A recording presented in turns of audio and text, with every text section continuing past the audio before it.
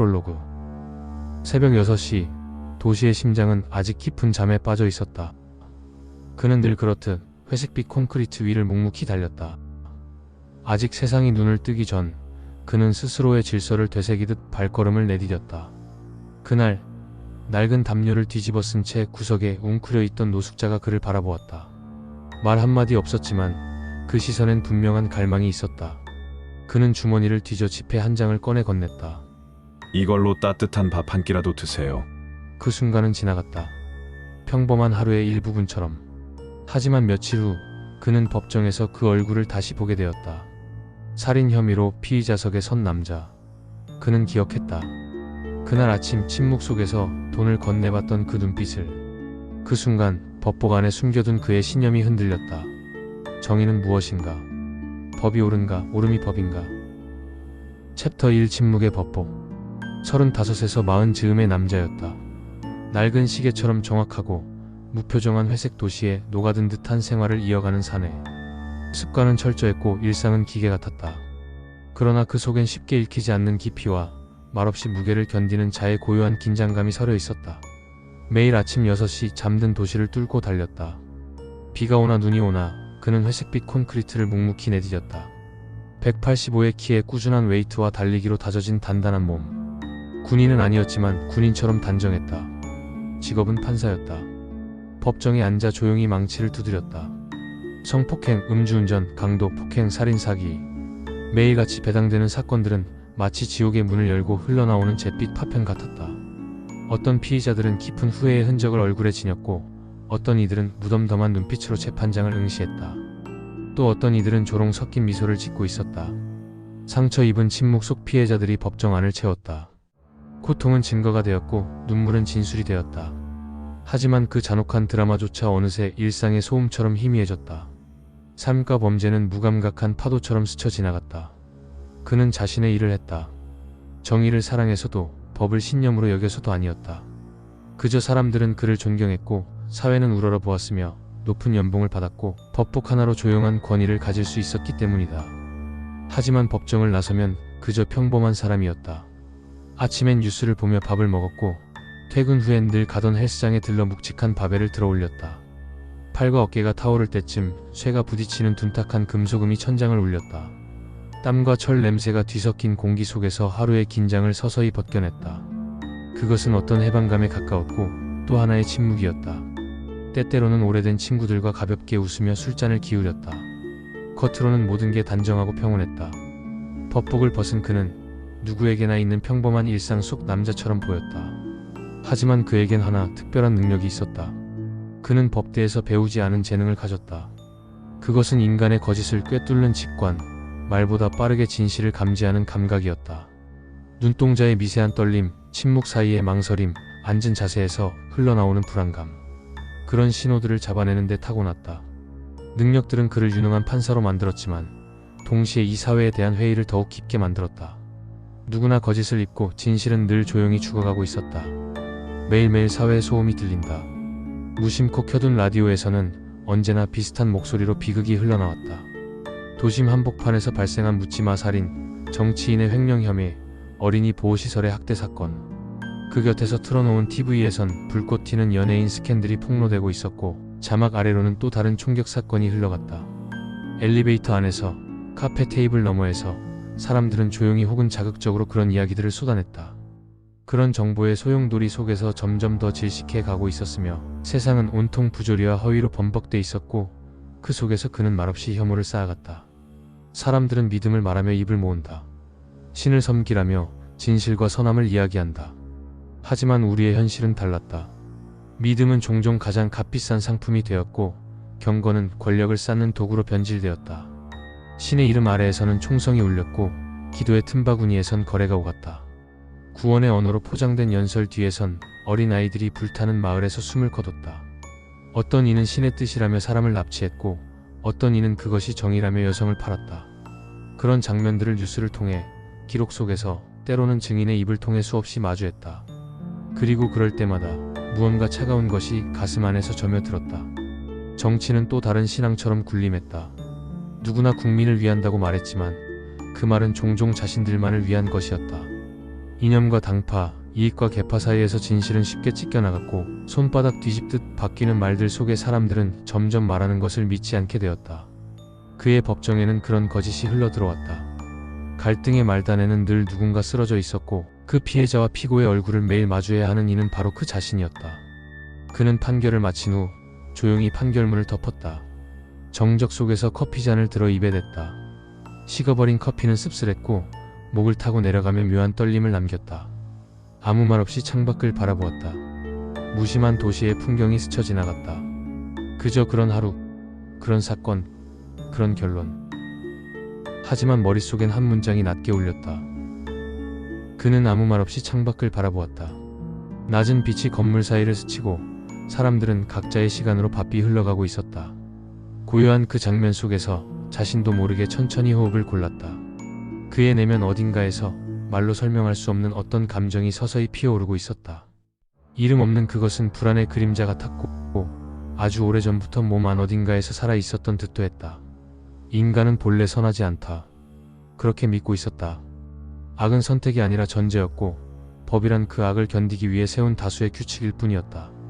하지만 그 규칙은 역할에 따라 달라지고 상황에 따라 뒤집히며 기준은 늘 권력의 무게를 따라 움직였다. 그는 여전히 말이 없었다. 다만 커피잔을 다시 들어 남은 한 모금을 조용히 삼켰다. 분노는 말이 없었다. 그저 조용히, 아주 조용히 내면 깊숙한 곳에서 자라고 있었다. 이름조차 주지 못한 채 검고 단단한 무언가가 뿌리를 내리고 있었다. 창밖의 풍경은 여전했고 사람들은 늘 그랬듯 제 속도대로 움직이고 있었다. 하지만 그 남자의 눈에는 이제 그 흐름 너머로 스산한 균열이 보이기 시작했다. 속으로 생각했다. 인간이 선하다는 믿음은 허상일지도 모른다고.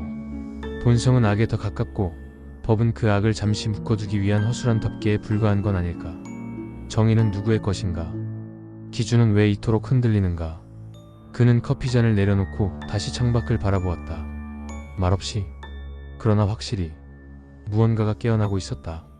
그날 저녁 퇴근길의 낯선 소리에 발길을 멈췄다. 거리 한복판에서 불협화음처럼 날선 고성이 터졌고 사람들은 마치 구경거리라도 된 양 둥글게 몰려들었다. 손엔 각기 핸드폰을 쥐고 있었고 그들의 눈빛은 호기심과 무관심 사이 어딘가를 맴돌았다.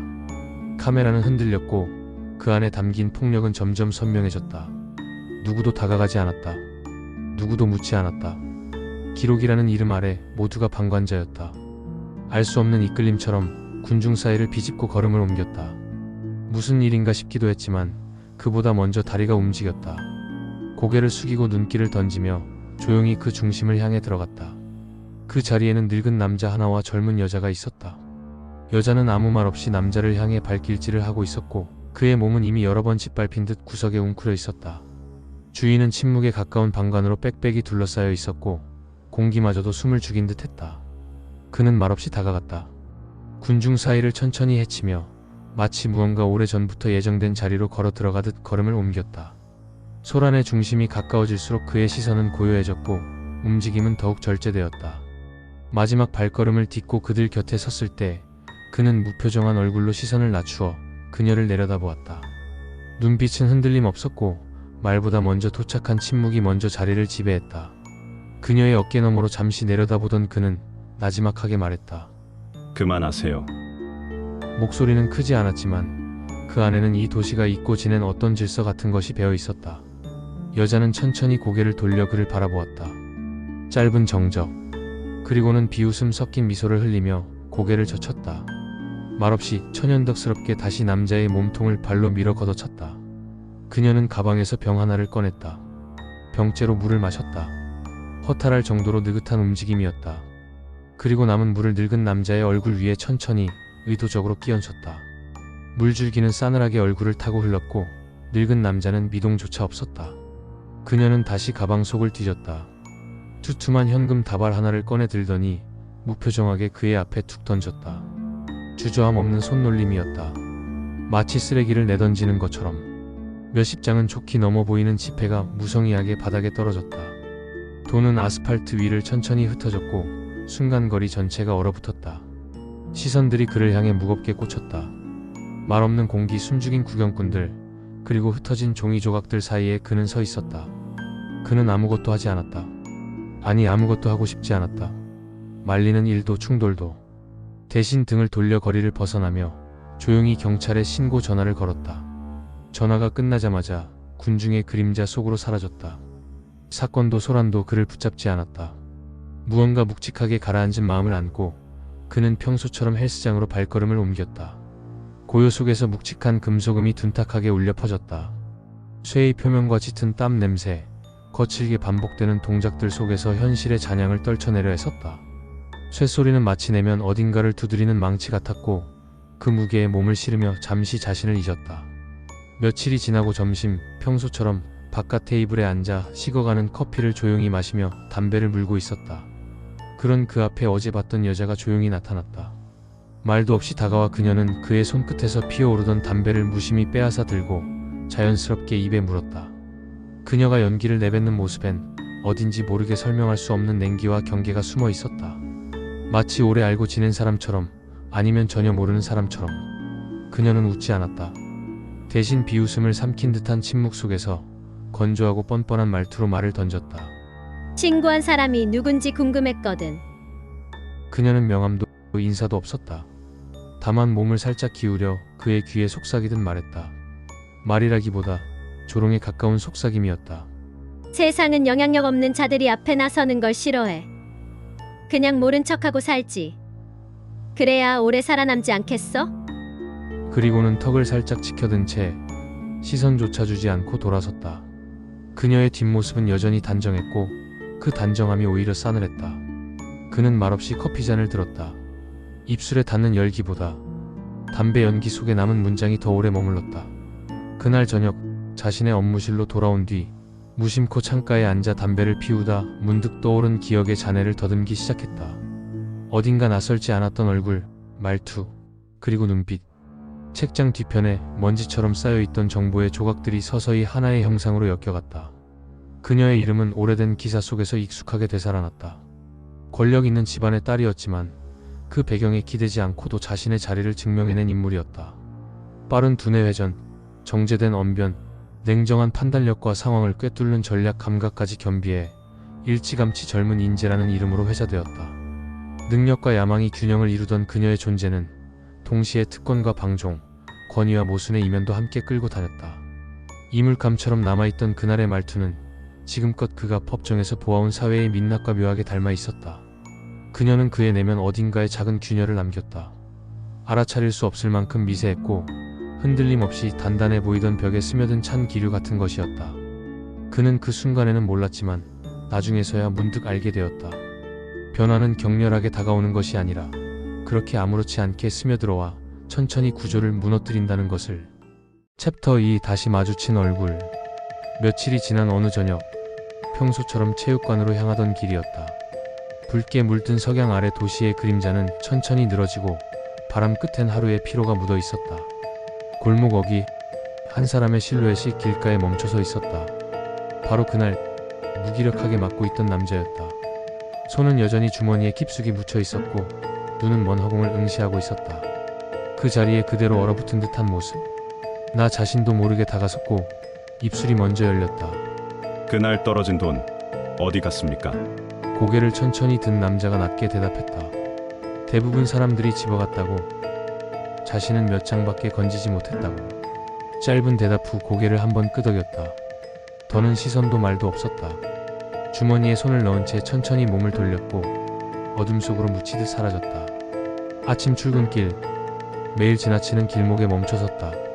그 자리에 우뚝 선 정의의 여신상이 시야에 들어왔다. 두 눈을 가린 천, 손에 들린 칼과 저울. 누군가는 말한다. 눈가리개는 감정에 흔들리지 않고 공평하게 보겠다는 의지, 칼은 법의 집행력고 저울은 균형과 정의의 상징이라고. 하지만 실제로 눈은 보지 못한 채 힘있는 자의 말만 듣고 칼은 권력을 가진 쪽에 휘둘리며 저울은 억지로 기울어진 채 멈춰 있었다. 우리는 안다. 정의의 이름은 기계처럼 반복되지만 그 안의 무게는 늘 힘을 가진 사람들이 조절하고 있다는 것을.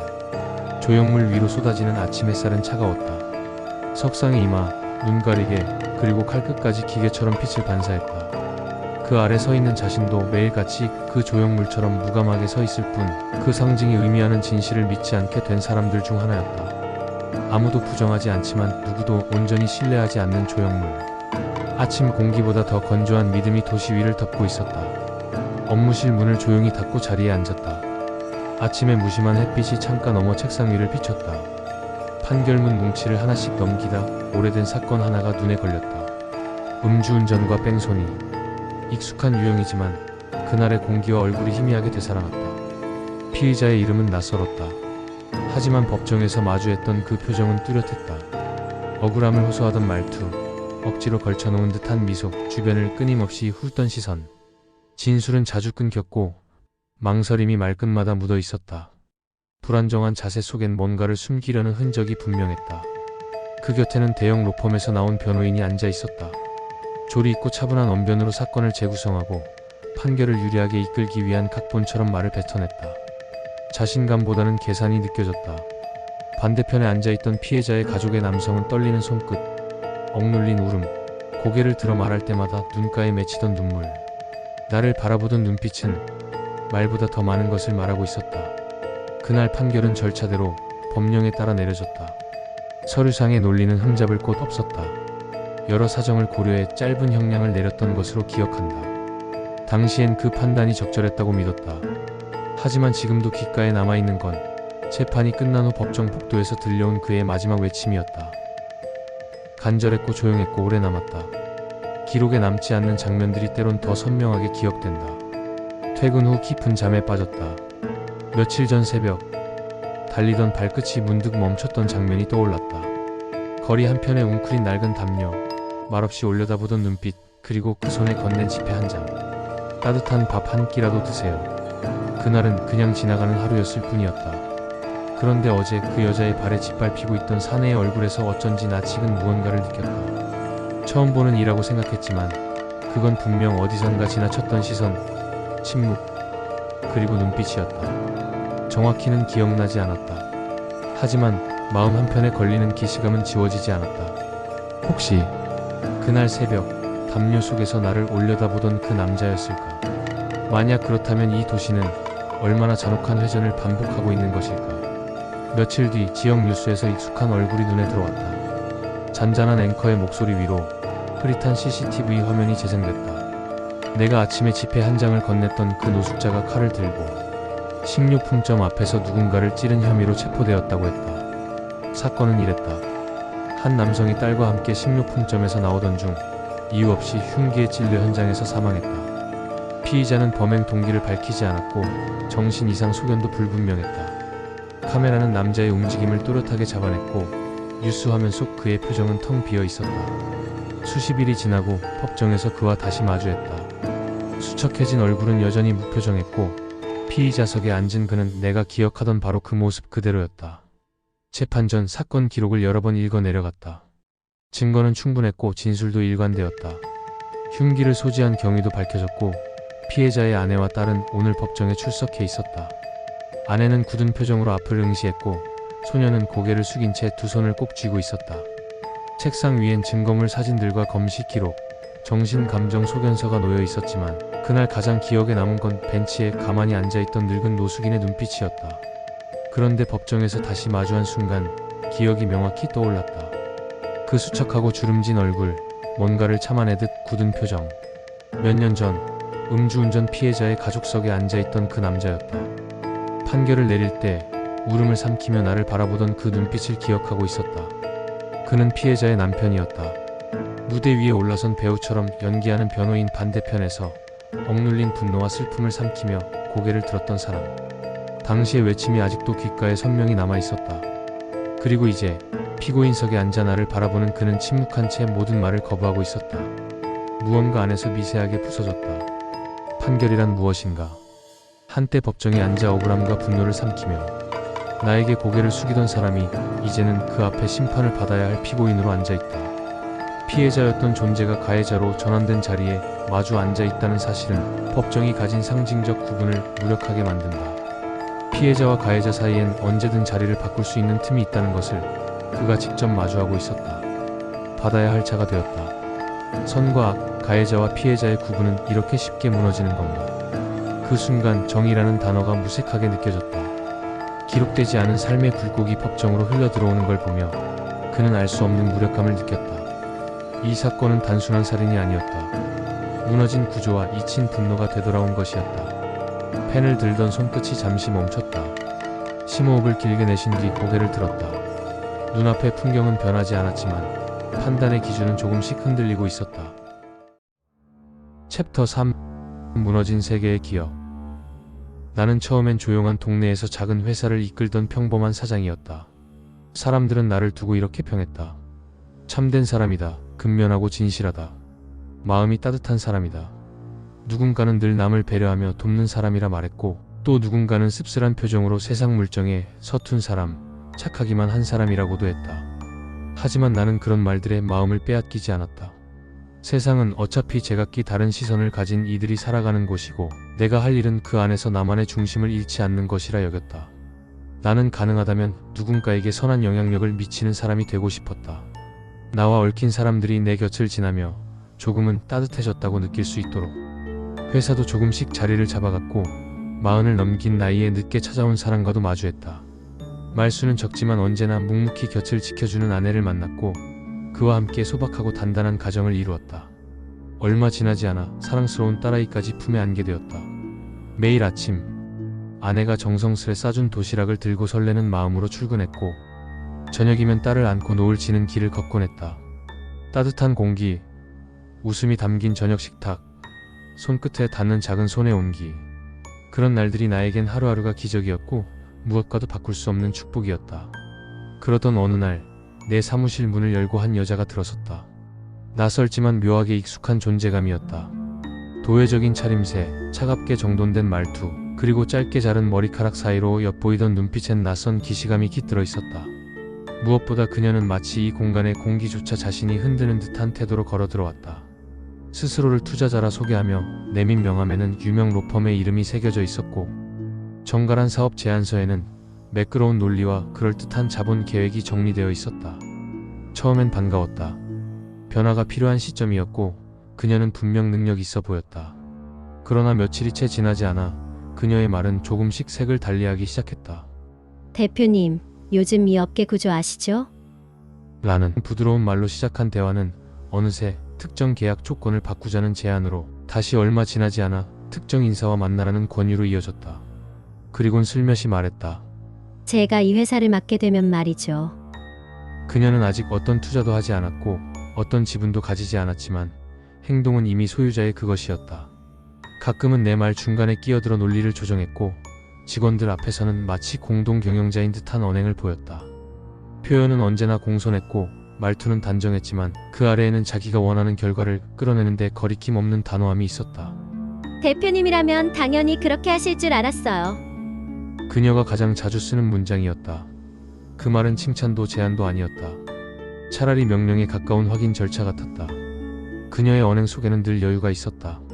마치 상대가 움직이기 전부터 모든 수를 예측하고 있다는 듯. 나는 문득 그런 생각이 들었다. 이 여자는 처음부터 이 회사를 사려는 것이 아니라 내가 넘기게 만들기 위해 왔다는 것을. 대표님이라면 당연히 그렇게 하실 줄 알았습니다. 라는 말은 겉으론 칭찬처럼 들렸지만 실은 그렇게 해야 한다는 은근한 압박이었고, 나는 점차 말 한마디에도 경계심을 갖게 되었다. 그녀는 내게서 회사를 사들이기 전부터 이미 내부 사정에 능통한 듯 행동했다. 마치 오래전부터 이 회사의 그림자라도 밟고 있었던 사람처럼. 나는 밤이면 혼자 책상에 앉아 그녀의 이메일을 다시 읽고 또 읽었다. 어디서부터 틀어진 걸까? 왜 이 낯선 기운이 점점 내 삶을 잠식해 들어오는 걸까? 그럼에도 나는 물러서지 않았다. 내가 걸어온 시간, 손으로 쌓아 올린 구조, 그리고 나를 믿고 웃어주는 가족. 그 모든 것 앞에서 나는 등을 돌릴 수 없었다. 매일 저녁 집에 돌아오면 따뜻한 식탁 위에 놓인 국물 냄새가 피로를 풀어주었다. 아내는 말없이 내 눈을 바라봤고, 딸아이는 내 무릎에 올라타 하루의 이야기를 풀어놓았다. 작고 소중한 그 일상은 이 세계가 아직 살아있다는 증거였다. 그러던 어느 날, 여느 때와 다름없이 출근을 준비하던 아침, 한 통의 전화를 받았다. 경찰이었다. 아내와 딸이 친정집에서 돌아오던 중 음주운전 뺑소니 사고를 당했다는 말이었다. 말 그대로였다. 그 자리에서 아무런 이별도 없이 나의 전부였던 두 사람이 이 세상을 떠나버렸다. 경찰과 구급대가 도착했을 땐 이미 늦었다고 했다. 비가 내려 젖은 도로 위, 아내는 딸을 꼭 안은 채 차가운 바닥에 조용히 누워 있었다고. 형체도 기억도 잃어버린 삶의 파편 속에서 나는 그제야 울음을 터뜨렸다. 그날 이후 모든 게 무너졌다. 감정도 정신도 삶도. 일에 매달렸고 정신줄을 붙잡기 위해 하루하루 버텼다. 하지만 얼마 지나지 않아 경찰에게 전화가 걸려왔다. 피의자를 체포했다고 했다. 젊은 남자였고 음주운전 뺑소니범이었다. 나는 경찰서를 찾았고 그의 얼굴을 봤다. 낯선이었다. 그때까지 나는 간신히 버티고 있었다. 하지만 그의 존재로 인해 모든 것을 놓아버렸다. 일을 접고 회사를 놨다. 그 여자가 다시 나타났고 이번엔 노골적으로 말했다. 이제 회사를 넘기시죠. 이대로 가망도 없을 테고. 나는 말없이 계약서에 사인했다.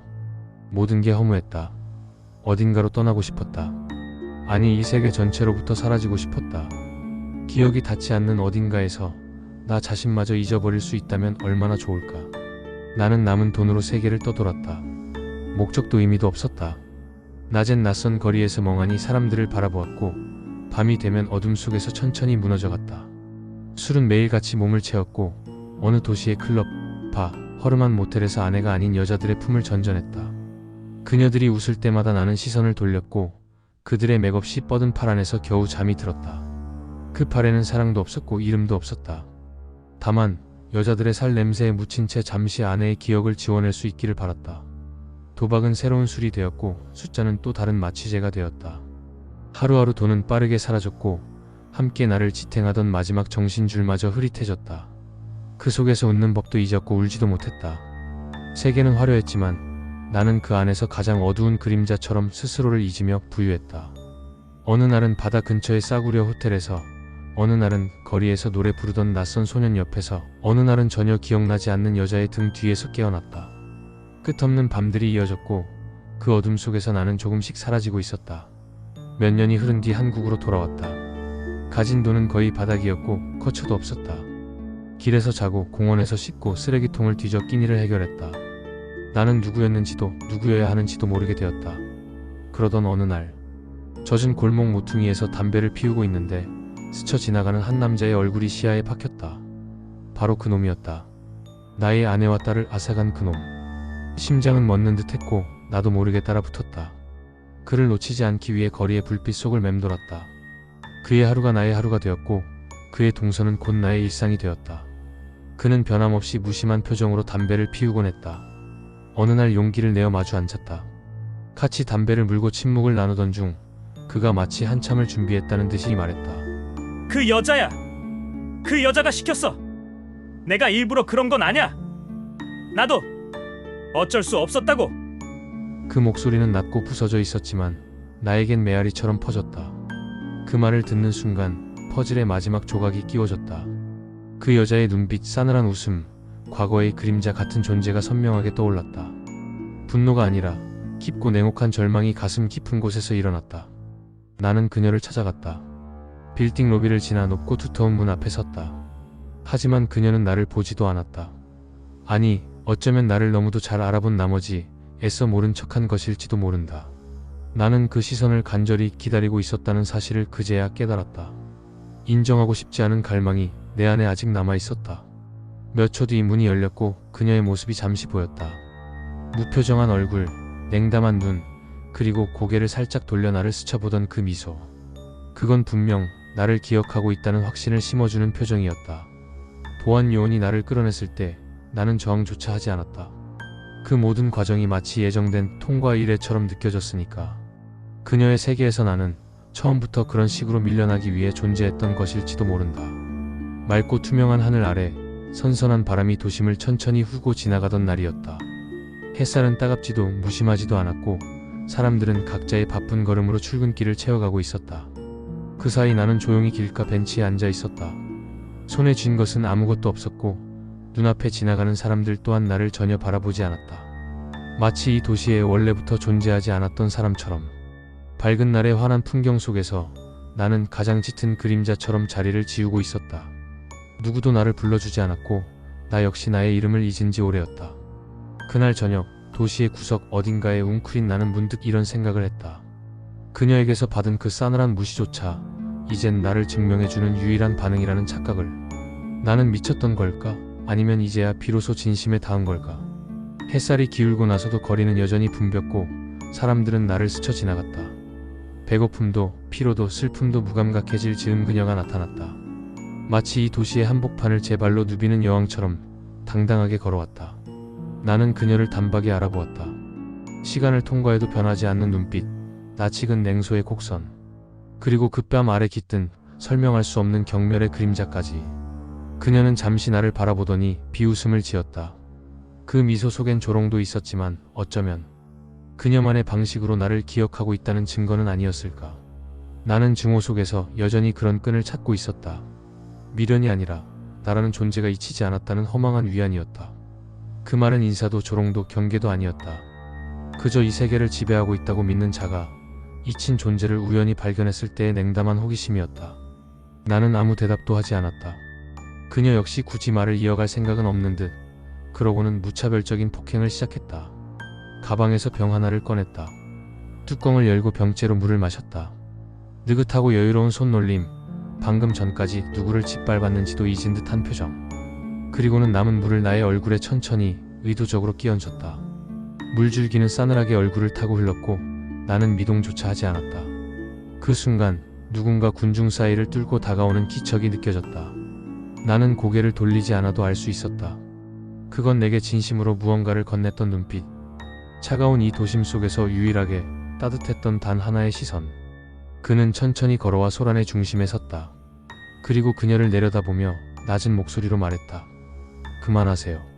그 목소리는 작았지만 이 도시가 잊고 지낸 어떤 질서 같은 것을 깨우는 힘이 있었다. 여자는 천천히 고개를 돌려 그를 바라보았다. 짧은 정적, 그리고는 비웃음 섞인 미소를 흘리며 고개를 젖혔다. 말없이 천연덕스럽게 다시 나의 몸통을 발로 밀어 걷어찼다. 나는 더 이상 아프지도 않았고 그녀의 시선도 느껴지지 않았다. 다만 세상은 여전히 그녀의 것이었고 나는 그 그림자 속에 가만히 놓여 있었다.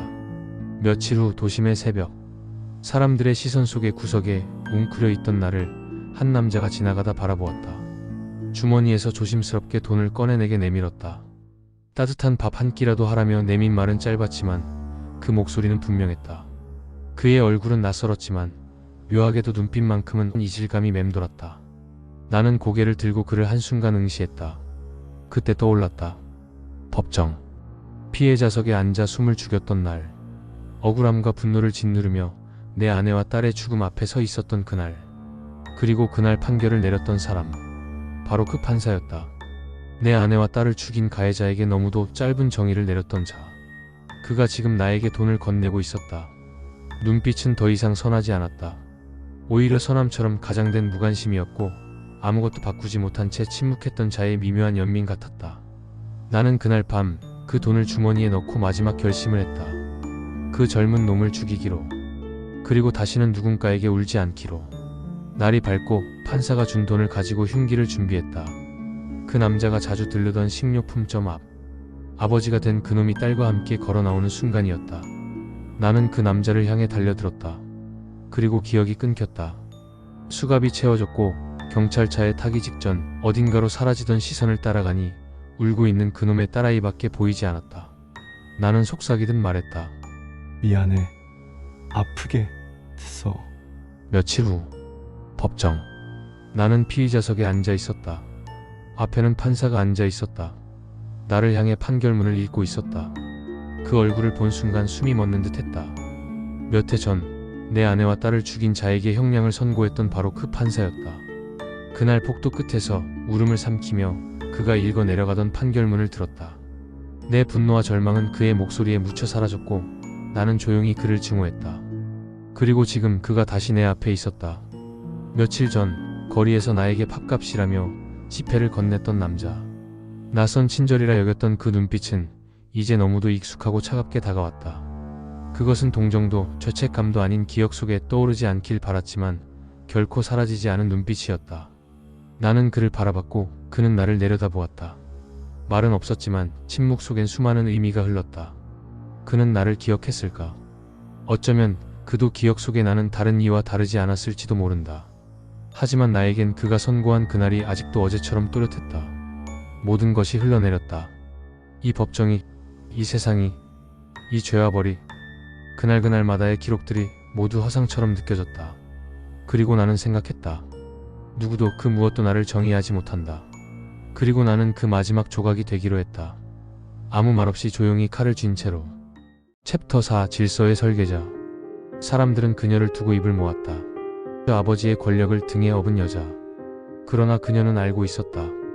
아버지의 부는 시작에 불과할 뿐 그녀가 세운 것은 기분이나 감정이 아닌 정밀하게 조율된 전략과 냉정한 선택의 집합체였다. 누구의 인정도 누구의 자비도 거치지 않았다. 그것은 철저히 그녀의 손으로 설계된 냉각된 구조물이었다. 그리고 언젠가 그녀는 아버지의 이름을 지워야 할 순간이 올 것이라 판단했다. 그때를 위해 모든 준비는 조용히 축적되고 있었다. 어린 시절 그녀는 숨소리조차 조심스러웠다. 항상 단정했고 침묵 속에서도 공기의 흐름을 먼저 감지하던 아이.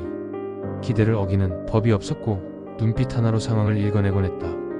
성적표는 언제나 무결점이었으며 모범이라는 단어는 늘 그녀의 이름을 따라다녔다. 그러나 곧 알게 되었다.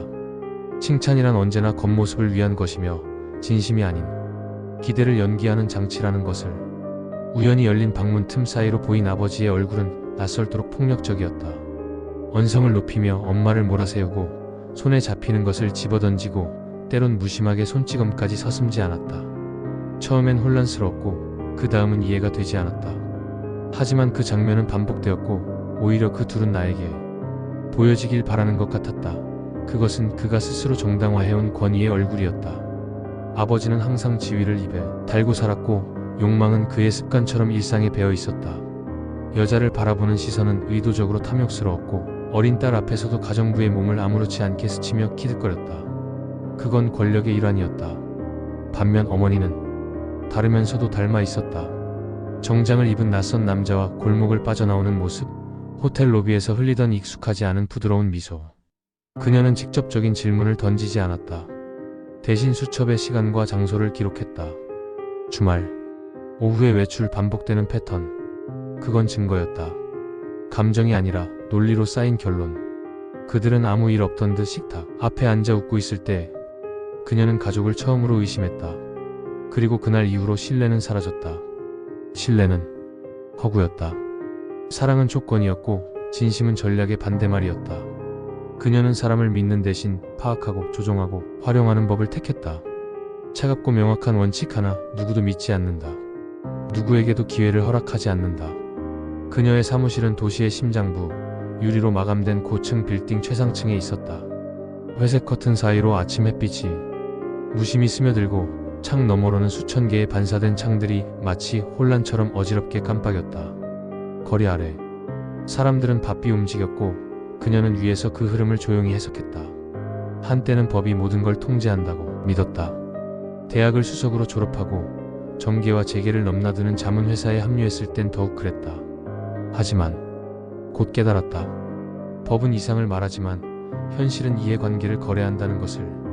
그녀는 질서의 외형에 미련을 두지 않았다.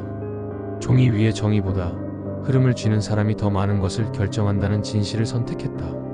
위기에 빠진 기업을 인수했고 멀쩡한 기업조차 음지의 수단을 동원해 흔들어 무너뜨렸다. 사전에 관계를 구축하고 언론을 유도하며 필요한 순간엔 공익을 가장한 내부 고발자를 앞세웠다.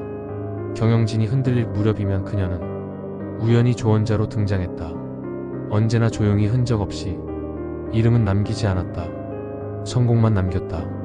그녀는 겉으로는 전략 고문이라 소개되지만 실상은 그 조직의 최상단에 군림하고 있었다. 명함에 적힌 직함은 오히려 그녀를 가볍게 보이게 하려는 장치였고 회의석상에서 결정권은 언제나 그녀의 손끝에서 시작되었다.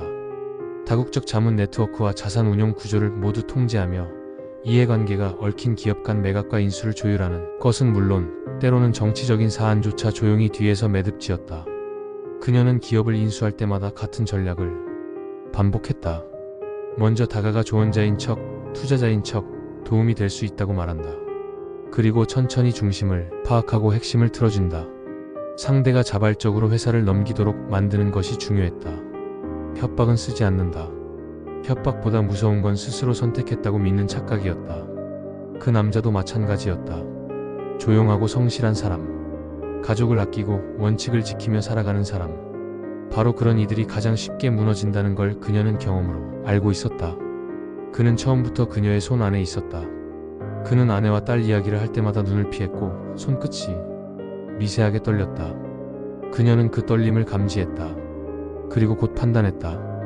감정은 변수 따위가 아니다. 감정은 조작 가능한 지점이며 설계해야 할 약점이다. 그녀는 그 감정을 건드릴 계획을 세웠고 그것을 꺾는 데 필요한 속도와 온도를 계산하기 시작했다. 그러던 어느 날 그녀는 알림 한 줄로 사건을 인지했다. 음주운전 뺑소니, 현장 사망자 2명, 아이와 어머니, 운전자는 젊은 남자. 모든 조건이 예정된 대로였다. 그녀는 남자의 감정을 꿰뚫고 그를 무너뜨릴 계획을 세웠다. 그리고 조용히 주변 조건을 설계했다. 몇 문장, 암시적인 절차, 정해진 시간과 위치, 일정과 내용이 담긴 스케줄표. 남자는 그것이 단순한 서류라 믿었고 우연처럼 보였지만 사실은 예측 가능한 퍼즐이었다. 정해진 시간에 정해진 위치로 몸을 움직였다. 사건 이후 그녀는 손끝으로 정리했다. 감정 없는 동선, 이름, 음주 이력, 경로, 사각지대 모두 예측 가능한 범주 안에 있었고 하나하나 의미를 부여하면 충분히 조작 가능한 재료였다. 사건은 단순한 사고로 정리될 것이며 여론은 명확한 방향 없이 분산되도록 설계되었다. 모든 퍼즐은 침착한 수치 계산 아래 그녀가 의도한 대로 조립되었다. 그를 직접 마주할 필요는 없었다. 하지만 시스템의 마지막 나사를 확실히 조이기 위해선 가끔 한 번은 내려가야 했다. 밤, 낡은 건물 뒤편. 그녀는 무표정한 얼굴로 검은 가방을 그의 발치에 내려두었다. 그 순간은 말보다 눈빛이 길었고 냉기만이 남았다. 그는 겁먹은 얼굴로 고개를 끄덕였다. 그녀는 짧게 말했다. 입 다물고 내가 정리한 방식대로 움직여. 이해했으면 끄덕여. 그녀는 그가 대답하기도 전에 몸을 돌려 걸어 나갔다. 발걸음은 단정했고 주변의 어둠도 그 움직임을 저지하지 못했다. 그녀는 사건을 덮었다. 경찰은 입을 다물었고 언론은 아무 말도 하지 않았으며 재판은 한 줄의 요약으로 끝났다.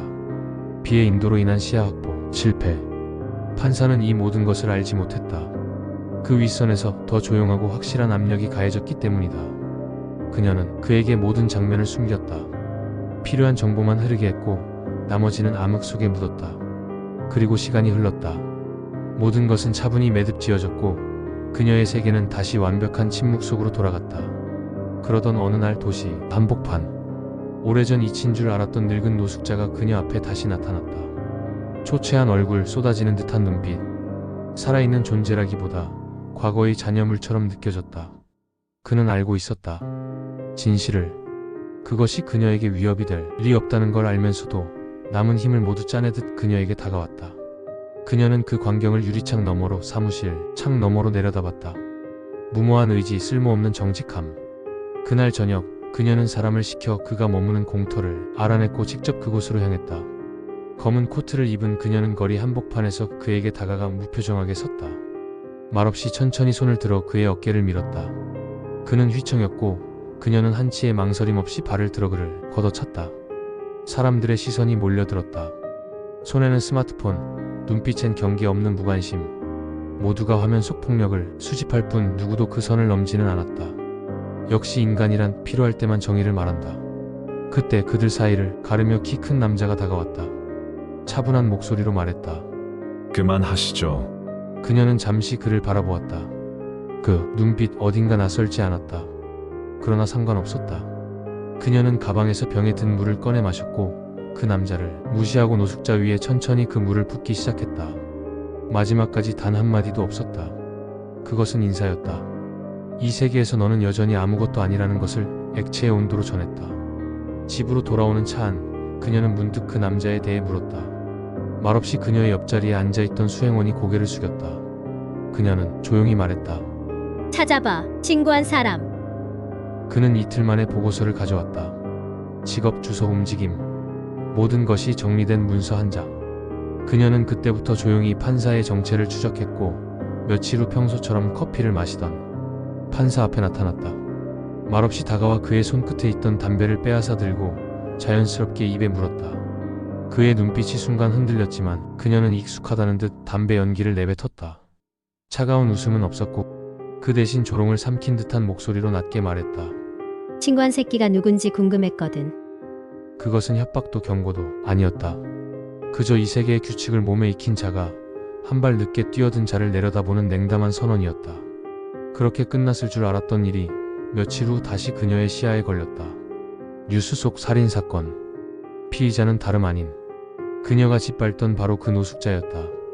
의외였지만 놀라움 따위는 없었다. 감정은 사치였고 놀람은 쓸모없는 반응이었다. 그녀는 그저 입꼬리를 살짝 올렸다. 마치 예상 못한 장면에서 흥미로운 대사를 들은 관객처럼. 오히려 지루함을 덜어주는 오락거리였다. 재판이 열리는 날 그녀는 법정 방청석에 앉았다. 그러나 그들 누구도 이 모든 이야기를 온전히 알지는 못했다. 그 속에 가장 많은 퍼즐 조각을 쥐고 있는 이는 말없이 앉아있는 그녀뿐이었다. 챕터 5 부서진 약속들. 그는 세상을 주먹으로 배웠다.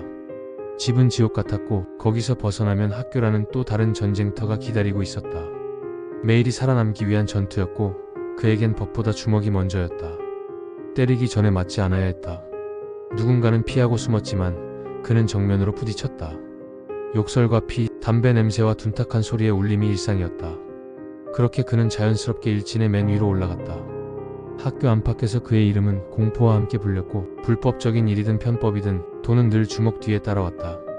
그에겐 올바름 같은 건 애초에 가르쳐준 사람이 없었다.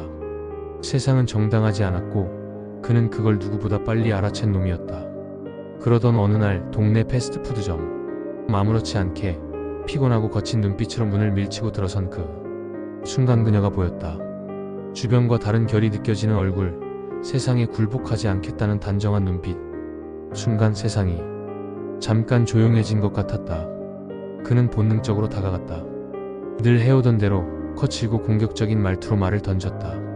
하지만 그녀는 미동도 없이 그를 바라보다가 단칼에 잘라내듯 말했다. 됐어요.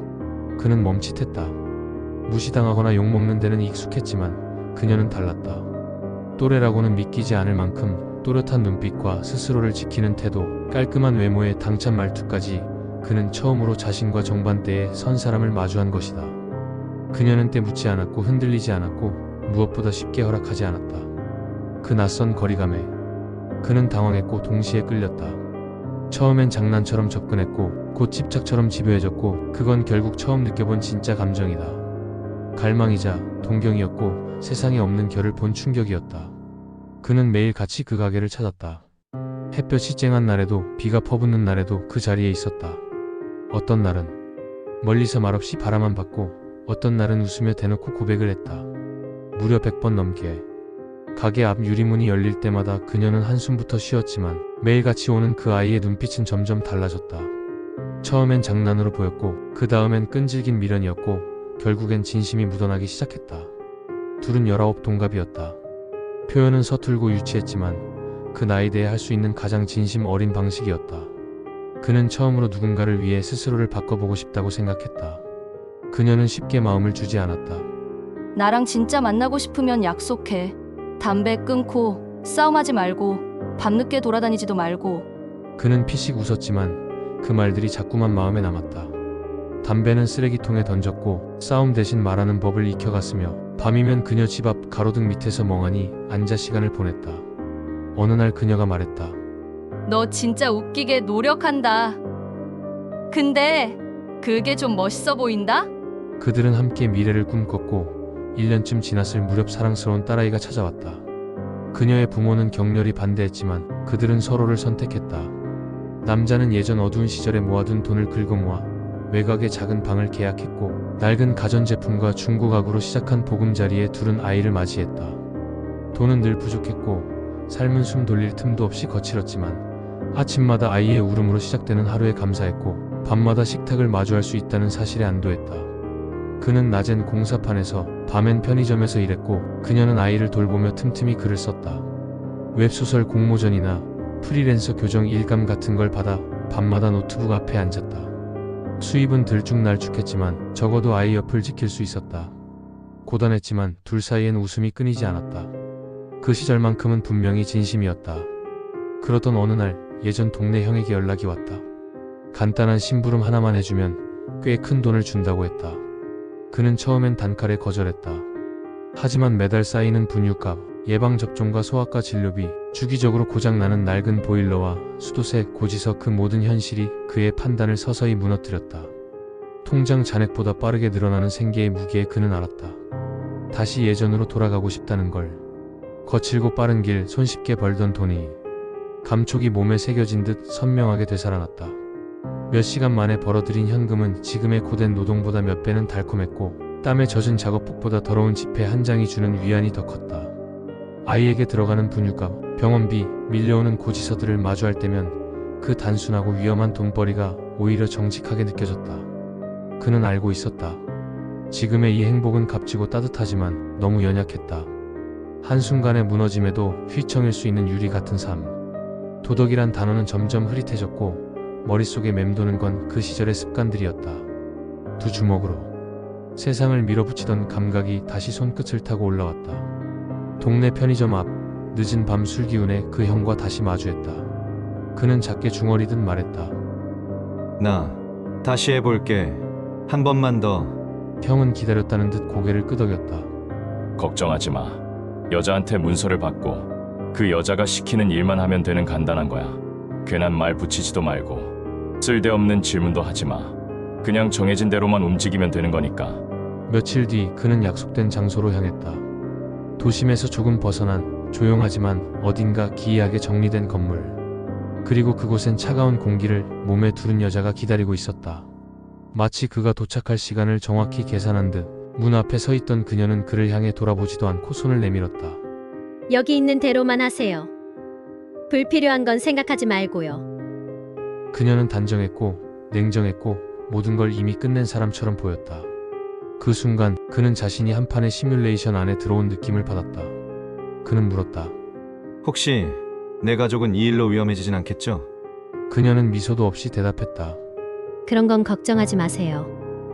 대신 절대 다른 생각은 하지 말고 그냥 내가 짠 그림대로 움직이세요. 그렇게 그는 누군가의 그림 속으로 걸어 들어갔다. 하지만 사건은 단순한 문서 전달이 아니었다. 교묘하게 설계된 상황, 은폐된 의도. 결국 그는 타인의 생명을 끊는 도구가 되었다.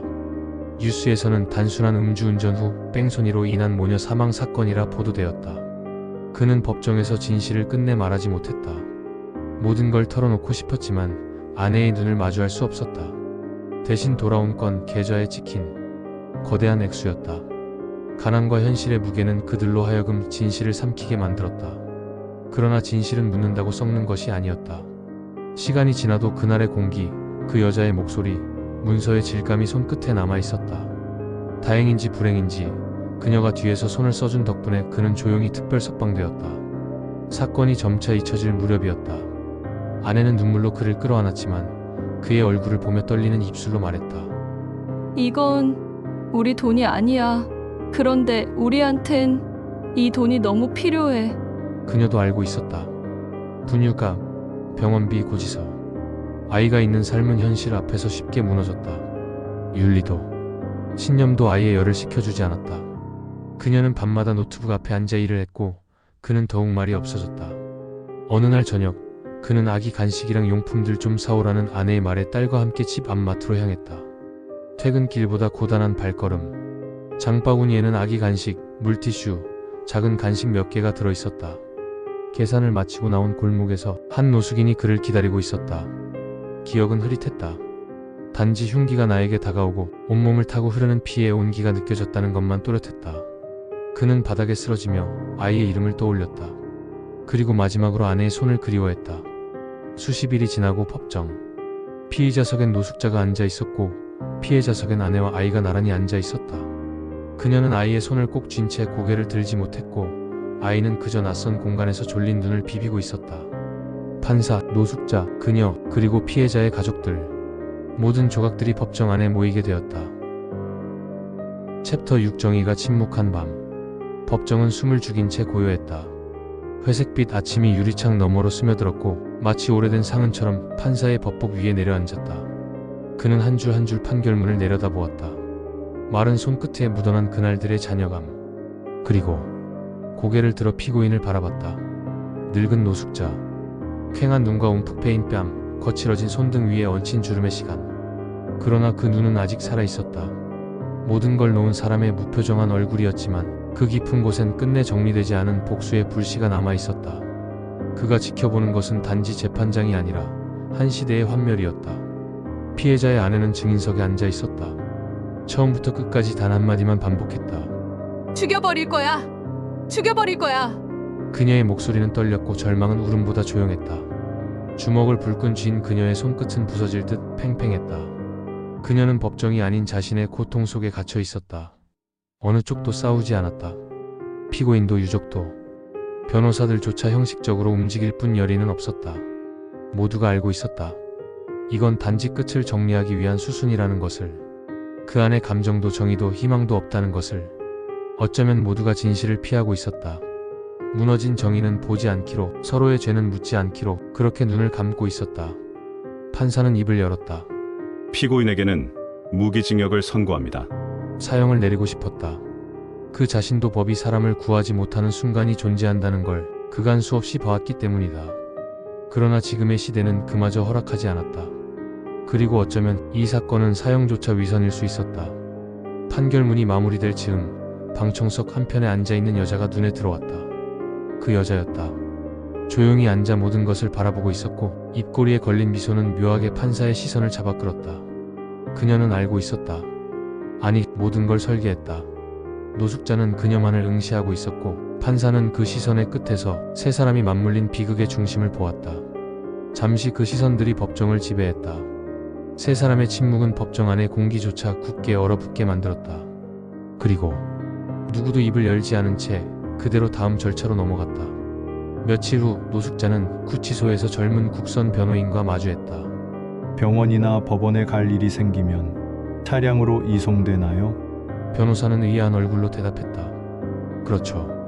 구속 상태에서도 필요한 경우엔 외부 이송이 이뤄집니다. 노숙자는 조용히 고개를 끄덕였다. 이제 계획은 명확했다. 복수는 멀지 않았다. 탈출은 의외로 쉬웠다. 병원 진료를 이유로 외부 이송되던 날, 그는 단지 무기력한 노인네였다. 손등의 잔주름과 허약해 보이는 걸음걸이는 보는 이로 하여금 의심보다는 동정을 유도했다. 교도관들조차 무심한 농담을 건넸고 한 명은 그에게 어깨를 빌려주기까지 했다. 차량에서 내리는 순간 그는 손목 안쪽에 감춰두었던 날붙이를 꺼냈다. 그것은 오래전 철물점에서 훔친 것처럼 무딘 듯하지만 날카로움을 잃지 않은 작은 칼날이었다. 날렵하지도 빠르지도 않았다. 그러나 충분히 치명적이었다. 첫 번째 교도관은 예상치 못한 찌름의 옆구리를 감싸쥐고 주저앉았고 두 번째는 상황을 인지하자마자 무전을 외치며 뒷걸음질 쳤다. 그러나 그의 허벅지를 가른 한 번의 베임에 그대로 무너졌다. 구치소 차량 주변엔 피와 비명 그리고 경악이 남았다. 그는 재빨리 골목 안으로 몸을 숨겼다. 사람들은 그를 보았지만 누구도 다가서지 않았다. 저마다 고개를 돌리거나 핸드폰을 만지작거릴 뿐 누구도 나서지 않았다. 피해를 입고 싶지 않다는 무언의 합의 속에서 도시는 조용히 그를 통과시켰다. 그 안에서 그는 처음으로 온전한 그림자의 역할을 되찾았다. 판사는 그녀를 찾아갔다. 사건의 실체를 알고 싶었다. 그는 이미 모든 조각이 맞물리고 있다는 걸 느꼈다. 마지막 확신을 얻고자 한 것이었고 스스로 그 진실의 정점과 대면하길 원했다. 그러나 그보다 먼저 노숙자는 그녀의 사무실 근처에 도착해 있었다. 그는 건물 맞은편 거리의 어두운 그늘 속에서 한참을 서성이며 출입구를 주시했다. 그 순간 문이 열리고 판사가 들어가는 장면을 목격했다. 아무런 망설임 없이 그녀의 사무실로 향하는 모습. 그것은 노숙자에게 또 다른 배신처럼 다가왔다. 그들도 결국 같은 부류야. 그의 생각은 더 이상 복수로 단순히 정리되지 않았다. 이제는 확신이었다. 무언가가 터졌고 증오가 침묵 속에서 더욱 짙어졌다. 며칠 뒤 그는 혼자 그녀를 대면할 날을 기다렸다. 그녀는 사무실에서 그를 맞았다. 한치의 긴장도 없는 얼굴로 당연하다는 듯 마주 앉았다. 커튼 너머로 낮은 햇살이 비스듬히 들어와 테이블을 반쯤 가르고 있었다. 판사는 그 빛을 잠시 응시한 뒤 그녀의 눈을 바라보며 조용히 입을 열었다. 그날 이후 몇 번이나 이 장면을 떠올렸습니다. 그녀는 고개를 살짝 기울였다. 어떤 장면이요? 당신이 이 모든 걸 계획한 뒤에도 아무 일 없었다는 듯 이렇게 앉아 있을 거라는 상상. 그게 현실이 될 줄은 몰랐습니다. 그녀는 부드럽게 웃었다. 저는 그저 어지러진 걸 제자리로 돌려놨을 뿐이에요. 판사님이 하시는 일과 뭐가 다른가요?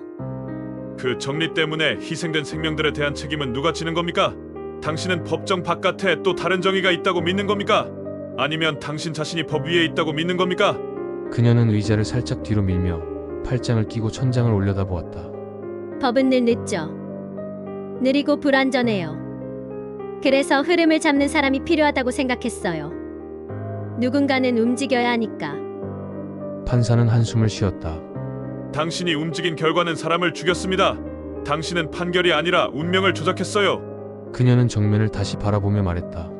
그럼 판사님, 당신은 지금껏 내렸던 판결이 모두 옳았다고 확신하시나요? 단 한 번도 흐름에 휘둘리지 않았다고? 말은 없었다. 대신 판사의 눈빛만이 이전보다 깊어졌다. 그리고 판사는 돌아갔다. 말없이 천천히. 수많은 날들 동안 축적되어 온 신념과 정의의 껍질은 그날 그녀의 말 앞에서 조용히 금이 갔다. 그는 자신이 세운 논리와 법의 기준이 어쩌면 누군가의 고통을 덮기 위해 존재했을 수도 있다는 생각에 무거웠다. 무기력했다. 내가 쌓아올린 모든 것들이 누군가에겐 단지 잔인한 무관심이었을지도 모른다는 자각이 그의 등을 눌렀다. 노숙자가 그녀 앞에 나타났다. 장소는 여전히 그 사무실, 낮은 조명이 비추는 유리 탁자 너머였다. 한 손엔 다시 흉기가 들려 있었고 눈은 타올랐다. 그녀는 조용히 자리에서 일어났다. 당황하지 않았다. 오히려 준비되어 있었다는 듯 가방을 열어 조립식 권총을 꺼냈다. 조잡하고 급조된 무기. 하지만 손놀림은 정확했다. 그녀는 곧장 방아쇠를 당겼다. 총성이 울렸다. 첫 하나는 그의 어깨를 스쳐갔다. 피가 흘렀지만 그는 멈추지 않았다. 그녀는 연속으로 방아쇠를 당겼다. 두 번째는 그의 복부를 스치듯 들어갔고 세 번째는 벽을 때렸다. 네 번째는 그의 다리에 박혔지만 그를 막지는 못했다. 통증에 움찔하며도 그는 그대로 돌진해왔다. 그녀는 물러서지 않았고 눈도 피하지 않았다. 순간의 충돌. 그는 그녀의 팔을 붙잡고 흉기를 깊숙이 찔렀다. 짧은 신음조차 흘러나오지 않았다. 그녀는 고개를 젖히며 한 발 물러섰고 유리 탁자에 등을 기대듯 주저앉았다. 그녀의 손끝에서 총이 미끄러졌고 바닥에 떨어지며 딱딱한 음을 냈다. 눈을 뜬 채 그녀는 숨을 들이쉴 새도 없이 그를 바라보았다. 고통 대신 그 눈빛 속엔 알 수 없는 해방감 같은 것이 깃들어 있었다. 마치 끝내 이 모든 흐름을 스스로의 방식대로 마무리할 수 있었던 자만의 표정. 피가 그녀의 입가로 번졌지만 그녀는 마지막까지 흐트러지지 않았다. 어깨가 천천히 내려앉았고 고개가 옆으로 기울었다. 미동도 없이 조용히 눈을 감았다. 판사는 조용히 다가왔다. 그는 이미 노숙자의 행동을 예측하고 있었다. 사건 이후 그녀의 사무실 주변을 자주 배회하며 그 남자의 그림자를 따라왔다. 그리고 오늘 그는 마침내 그 장면을 마주했다. 바닥에 쓰러진 그녀, 그리고 아직 숨이 가쁜 채 서 있는 노숙자. 그는 말없이 다가가 노숙자 앞에 섰다. 두 사람은 잠시 침묵 속에 마주섰다. 당신은 이 모든 것을 이렇게 끝낼 생각이었습니까? 노숙자는 무표정하게 고개를 끄덕였다. 판사는 아무 말조차 할 수 없었다. 당신은 내 딸과 아내를 죽인 자에게 너무 가벼운 형량을 주었죠. 판사는 조용히 숨을 들이쉬고는 눈을 감았다. 그는 자신의 가슴 앞에 놓인 무게를 받아들이고 있었다. 법이 놓친 것을 누군가는 심판해야 한다면 그 심판을 받을 자로 남기로 결심한 순간이었다. 말 한마디 없이 스스로를 내어주듯 고개를 약간 숙였다. 저항은커녕 마지막 선택권조차 내려놓은 채 그는 조용히 노숙자의 손에 들린 흉기를 기다렸다. 노숙자는 흔들림 없이 흉기를 들었다. 이번엔 말이 없었다. 단지 마지막 문장이 그의 머릿속에 흐르고 있었다. 정의는 누구를 위한 것인가? 그날 밤은 길었다. 도시는 깊은 잠에 빠졌고 새벽 공기는 유난히 차가웠다. 사건 현장을 벗어난 노숙자는 느리지만 단단한 발걸음으로 도심의 중심으로 향했다. 주변은 조용했고 거리엔 이른 청소차만이 희미하게 소음을 흩날렸다. 그는 미리 준비해둔 장소로 향했다. 정의의 여신상 앞 그의 마지막 무대. 차가운 공기 속에서도 그의 눈빛은 또렷했다. 판사의 시신을 의자에 앉히고 눈을 실로 꿰매 감긴 듯한 형상으로 만들었다. 손엔 피 묻은 흉기와 뭉개진 돈다발이 들려 있었다. 그는 그 앞에 자신이 죽인 그녀의 시신도 함께 눕혔다. 마치 이 세계의 질서를 다시 재단하려는 무언의 선언처럼. 아침이 밝아오는 아직은 어두운 새벽, 도심의 중심, 정의의 여신상 앞에 하나의 연출된 시신이 놓여 있었다. 의자에 앉은 판사. 눈은 실로 꿰매어 감겨 있었고 입가엔 가느다란 미소가 남아 있었다. 한 손엔 피 묻은 흉기, 다른 손엔 무성의하게 흩어진 돈다발. 그 앞에 바닥에 쓰러진 채 발견된 젊은 여자. 얼굴엔 피가 말라붙었고 손은 무기력하게 펼쳐져 있었다. 그리고 그들 곁엔 또 하나의 시신이 있었다. 노숙자였다.